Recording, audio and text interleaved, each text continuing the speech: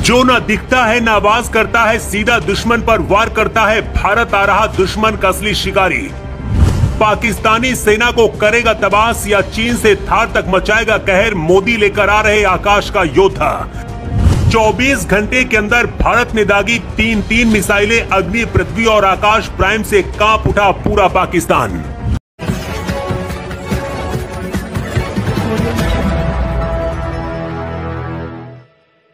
चौबीस घंटे के अंदर भारत अग्नि, पृथ्वी और आकाश प्राइम मिसाइल दाग कर पाकिस्तान में खलबली मचा दी है। पाकिस्तान के अंदर अभी भी भारत के खिलाफ साजिश रची जा रही है और सीमा पर पाकिस्तानी आतंकी घुसने की फिराक में है।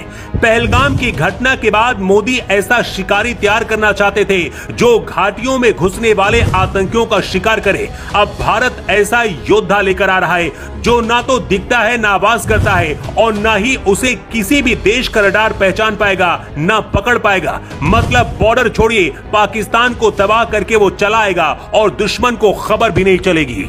पहलगाम में निर्दोष पर्यटकों पर कायराना हमला करने वाले पाकिस्तान पर भारत ने सबसे बड़ा हमला किया है। पहले ऑपरेशन सिंदूर से मारा और अब जिस आतंकी संगठन द रेजिस्टेंट फ्रंट ने हमला कराया था, उस आतंकी संगठन को लग रहा था कि उसे पाकिस्तान बचा लेगा, लेकिन विदेश मंत्री जयशंकर और मोदी के जीत से दुनिया भर के मुस्लिम देशों में भी खलबली है, क्योंकि पाकिस्तान के चाचा अमेरिका ने पाकिस्तान से ऑपरेट होने वाले द रेजिस्टेंट फ्रंट को आतंकी घोषित कर दिया है और अब साउथ अमेरिका और अफ्रीका के कई देश भी इसे आतंकी संगठन घोषित करने की तैयारी में। जो लोग मोदी के विदेश दौरे पर एक हफ्ते पहले सवाल उठा रहे थे, उनका मुंह भी इस रिपोर्ट को देखने के बाद बंद हो जाएगा। सबसे पहले आपको बताते हैं भारत के उस शिकारी की जिसे मोदी अमेरिका से लेकर आए हैं और इसे आकाश का योद्धा कहा जा रहा है, जिसका नाम है Apache attack helicopter. Apache helicopter ज्यादा शक्तिशाली और तेज है। इसमें मॉडर्नाइज्ड सिस्टम है जो हाई रेजोल्यूशन इंफ्रारेड इमेजिंग से टारगेट को पकड़ता है। मुश्किल युद्ध के मैदान में भी लक्ष्यों को ढूंढकर उन पर हमला कर सकता है। अपाचे पायलट उड़ान के दौरान ड्रोन को नियंत्रित कर सकते हैं। ये विशेषताएं अपाचे हेलीकॉप्टर को लंबी दूरी पर सटीक हमले करने और घनी हवाई सुरक्षा वाले क्षेत्रों में भी प्रभावी ढंग से काम करने की अनुमति देती है। अपाचे हेलीकॉप्टर 21 जुलाई तक भारत आ जाएंगे, जिसे पाकिस्तान के बॉर्डर पर तैनात किया जाएगा। इसकी सबसे खासियत यह है कि इसे दुश्मन का रडार भी नहीं पकड़ पाएगा। ये ना तो आवाज करते और ना ही आसमान में नजर आते हैं। इनके आते भारतीय सेना की ताकत कई गुना बढ़ जाएगी। ये हेलीकॉप्टर अभी सिर्फ अमेरिका, ब्रिटेन, इजराइल जैसे देशों के पास ही हैं, लेकिन अब भारत के पास भी होंगे। यही वजह कि चीन और पाकिस्तान दोनों डरे हुए हैं, क्योंकि इसे सियाचिन और पाकिस्तानी बॉर्डर पर ही तैनात किया जाएगा।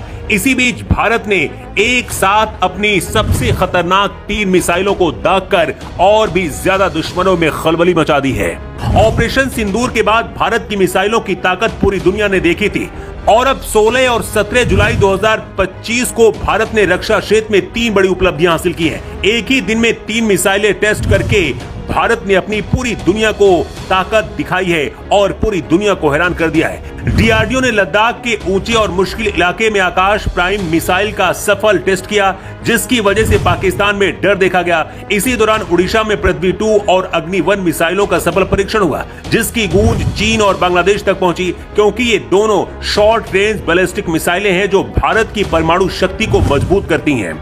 आकाश प्राइम से भारत ने पाकिस्तान के हवाई हमलों को आसमान में ध्वस्त किया था। आकाश प्राइम ने उस दौरान पाकिस्तान से आने वाले चीनी ड्रोन्स और तुर्की के विमानों को हवा में ही नष्ट किया था। अब इसे और भी ज्यादा एडवांस बनाया जा रहा है। पाकिस्तान को एक साथ 3 बड़े झटके लगे। पहला तो पाकिस्तान में पलराज संगठन TRF को अमेरिका ने आतंकी घोषित कर दिया। इसके बाद अमेरिका ने भारत को अपाचे हेलीकॉप्टर भी 21 तारीख को भारत पहुंचा रहा है और इधर भारत ने 3 मिसाइलें दागकर पाकिस्तान को बता दिया है कि अब भी अगर वो नहीं माना तो उसका हाल बहुत बुरा होगा, क्योंकि रक्षा मंत्री राजनाथ सिंह और सेना प्रमुख ने पहले कह दिया है कि भारतीय सेना पूरी तरह से तैयार है और इस बार अमेरिका भी पाकिस्तान को नहीं बचाएगा। पाकिस्तान का दुनिया मजाक उड़ा रही है और पाकिस्तान के लोग भी कह रहे हैं कि पाकिस्तानी आर्मी चीफ असीम मुनीर को ट्रंप के साथ डिनर करने का भी कोई फायदा नहीं हुआ।